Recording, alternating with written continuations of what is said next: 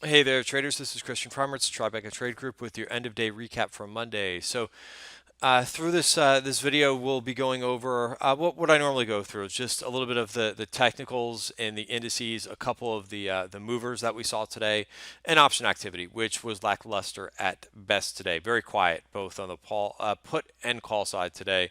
Not a lot of really names that caught my interest this today, but I will go over a couple of the signals that were notable.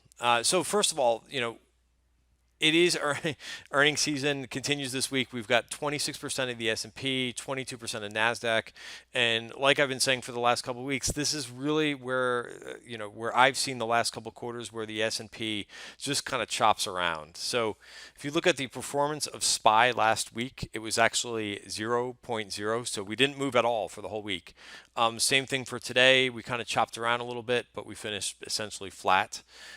So two levels to kind of watch for the week, which I talked about these levels pre-market. We haven't breached anything. When we start the week in value on the 1 hour bar, this is the weekly value area. It makes it difficult for us to break out. Not to say that we can't do it, but I would watch 2465 and then 2477. Q's a little bit different. Q's started the day outperforming and finished the day underperforming. A couple selling programs that look like kind of came in here, and some of the momentum names really got beaten up pretty badly. So the overall index not that bad, down about 40 basis points. And you could see we closed right at the bottom of value, so that's definitely the level to watch for tomorrow and the rest of the week is 143.42. But if you look at the FANG ETF, which I call it the FANG ETF, FDN, which is the Internet ETF. Why do I call it the FANG ETF? Because Google, Amazon, Netflix, Facebook all have by far and away the largest weights in this ETF. So a really good FANG proxy. This thing's been breaking down. I talked about a big seller. You could see this volume back here. This was a really big seller that came in. Here was a big buyer, and I wonder if it was the same person. They bought around 88 bucks, and then they sold right around $101. So really, really savvy, smart sell by this big investor. This was about $140 million sell that they did on this day, and since then, the FANG ETF has been down about a couple percent. So you look at a couple of these names. Amazon, been a while since we've seen Amazon down 3% and finish on the lows, but we're right back to the 50-day moving average. So definitely something to watch here. Down below $1,000, and you got a little bit of a dip in Amazon. So we'll see if it holds. It could be a nice place to kind of get long Amazon here. This also brought down Alibaba. The Chinese internets were very strong to open this morning. It usually goes hand in hand with the Hang Seng, which was up 1.3%. Anytime the Hang Seng is up that much, usually they get going in the beginning of the day. That's the K-Web ETF. So it did finish up 60 basis points, well off the highs because those momentum names did get sold off a little bit. Alibaba did finish down 1.6%, off a little bit off the lows. It was down about 2% at one point. Really, a couple of names in the space were Sohu. This name reported earnings, finished up 11%. A little bit off the highs, but still up 11%, not bad.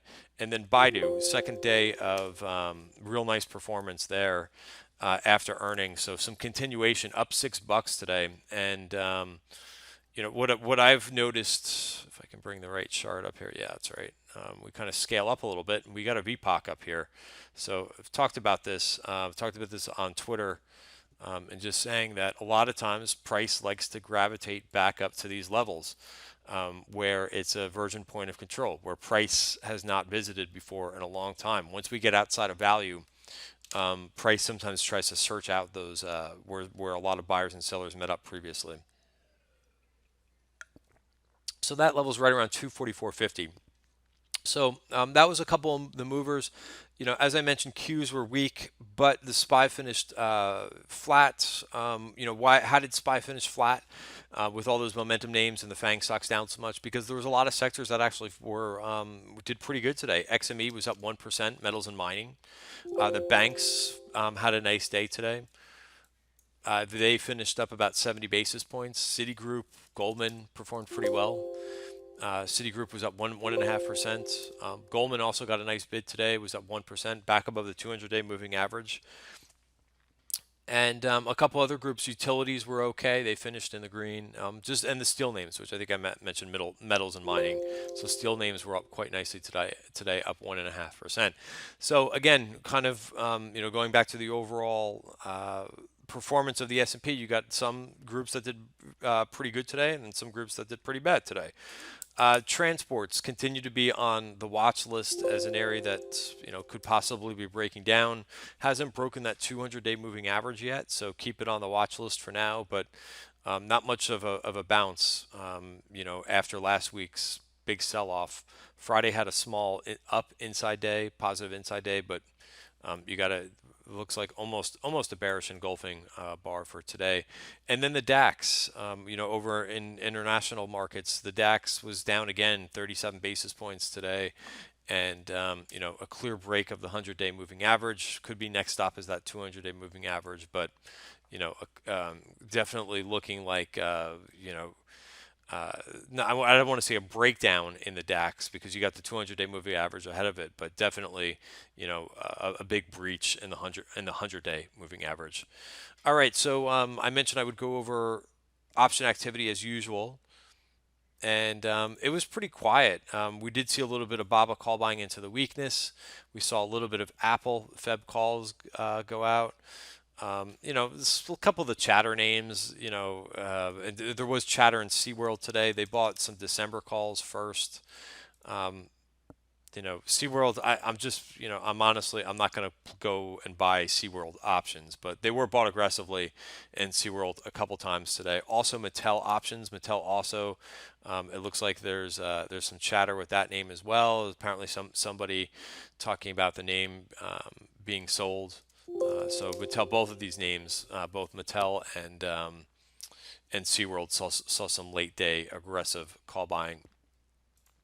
Other than that, ETE, they continue to go after these August 18 calls. I know they go ex-dividend a couple of days, so I'm not really sure if that's what they're doing here, but just continuous August 18 call volume. A little bit of GLD call buyers, a little bit of SQM, October 40 calls went up.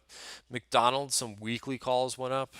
It's kind of odd to me that somebody would buy weekly McDonald's calls, but they did, and it's been a couple days since they reported earnings. A couple, if you remember, McDonald's gapped up, but it's been giving back some decent portion of that gap. So could be why somebody's looking at it, but why they would buy weekly calls, I don't know. Also, LUV, a little bit of call buying in an airline today.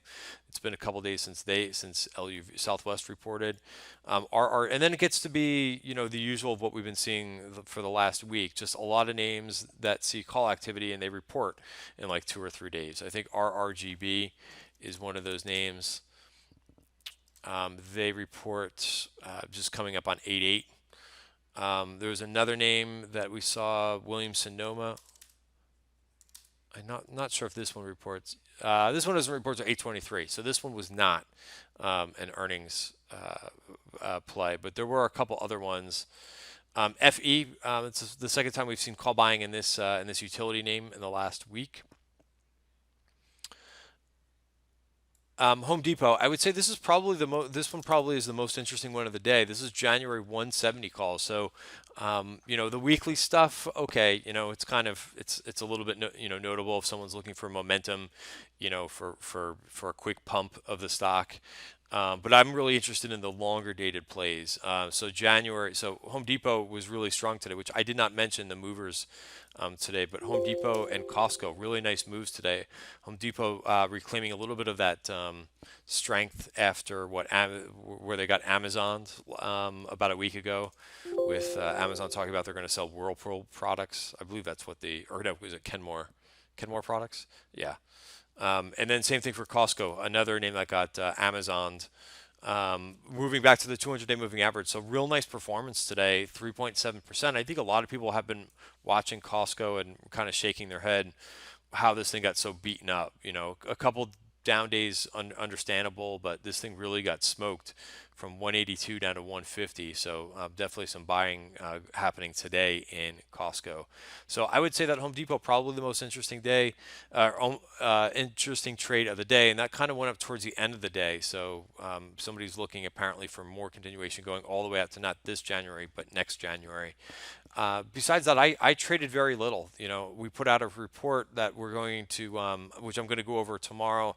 It's a members only webinar, but you know, some of the, I call them earnings achievers, names that really had big earning surprises. So I'm going to be going over those, doing a special webinar tomorrow after the close. You know, like one of which, for example, is PayPal. PayPal, I started a small position in today. It's been down a couple days after earnings. It's had some real nice momentum to it. So, you know, I started a position today. I'll add more if it goes down to the 20-day moving average. But, you know, it's kind of what I'm looking for is names that are dipping a little bit after, you know, after they've run up nicely into earnings and kind of waiting that 3 days after earnings and starting some positions. So that's really what I'm looking for. I traded really, really light today. I just think we're going to have more of this chop ahead of us for the next you know, week or so. There's certainly enough political headlines and geopolitical headlines enough to also make us kind of chop around for a little bit. So, you know, for now, I kind of just sit on my hands and just wait for a little bit better opportunities and kind of wait for this to play through, which, you know, obviously a little the weakness in the cues and so forth. All right, so thanks for watching today's video. Have a great night. Thank you.